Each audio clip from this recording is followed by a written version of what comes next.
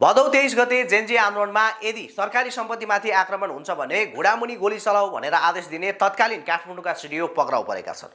पूर्व प्रधानमन्त्री केपी शर्मा ओली र पूर्व गृहमन्त्री रमेश लेखकपछि कार्की आयोगको सिफारिसमा पक्राउ पर्ने तेस्रो व्यक्ति हुन् तत्कालीन काठमाडौँका सिडिओ छवि रिजाल।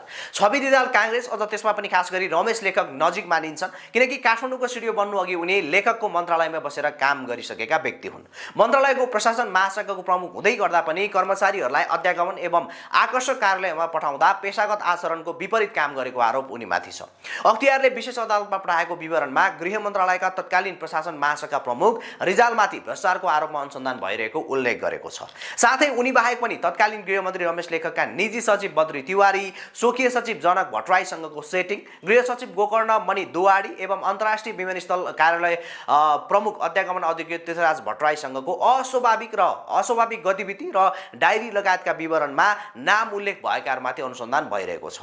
यो पुरानो मुद्दा भए पनि हाल भने उनी भदौ 23 को जेनजी आन्दोलनलाई दमन गर्न आदेश दिएको आरोपमा पक्राउ परेका हुन्। खैर यो प्रकरणमा यसअघि नै ओली र लेखक पक्राउ परेर पनि प्रहरीको हिरासतमा छन्। ओलीलाई गैर कानुनी तवरले पक्राउ गरिएको भन्दै ओली पत्नी राधिका साक्यले सर्वोच्चमा दायर गरेको बन्दी प्रत्यक्षीकरणको रिटमा हिजो सर्वोच्चले ओलीलाई रिहा गर्न अस्वीकार गरेको छ। साथै पक्राउ गर्नुको कारण पेश गर्न सरकारको नाममा आदेश पनि जारी गरेको छ। सर्वोच्चको यो आदेशसँगै अब ओली कम्तीमा पनि 5 दिन हिरासतमा बस्नुपर्ने पक्का भएको छ भने उनीमाथि यो मात्रै नभएर सम्पत्ति शुद्धिकरणको मुद्दामा समेत अनुसन्धान भइरहेकोले गर्दा हिरासत बसाई लम्बिन सक्ने सम्भावना उच्च देखिन्छ। किनकि सम्पत्ति शुद्धिकरणको मुद्दामा 90 दिनसम्म हिरासतमा राखेर अनुसन्धान गर्न पाउने व्यवस्था छ।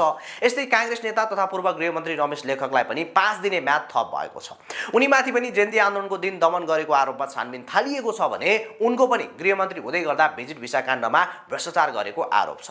यस्तै नाबालिकालाई श्रम शोषण गरेको आरोपमा पक्राउ परेकी नेकपा एमालेकी लुम्बिनी प्रदेश सभा सदस्य रेखा शर्मालाई पनि अनुसन्धान गर्नको लागि भनेर 3 दिनको म्याद थप गरिएको छ।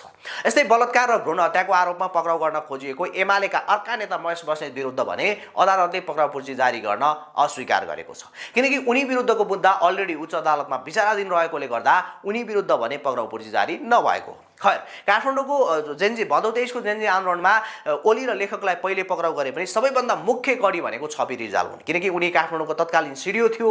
उनले नै त्यहाँ निषेधाज्ञा लगाउनेदेखि लिएर सबै त्यहाँको शान्ति सुरक्षाको लिडको प्रमुख भूमिकामा रिजाल नै थिए र रिजाललाई तत्कालै जब जेनजी आन्दोलन भयो, जेनजी आन्दोलन भइसकेपछि अन्तरिम सरकार आएपछि उनी काठमाडौँको सिडिओबाट विमुख भइसकेका थिए भने उनले अदालतमा दिएको लिखित आदेशमा भने उनले आफूले गोली चलाउने आदेश नदिएको भनेर त्यहाँ उनले चाहिँ स्पष्ट रूपमा चाहिँ बयान दिएका छन् र गोली चलाउनको लागि आफूले माथिल्लो निकायका उच्च पदाधिकारीसँग छलफल गरेको र यो पछि मात्र त्यो आदेश भएको भनेर उनले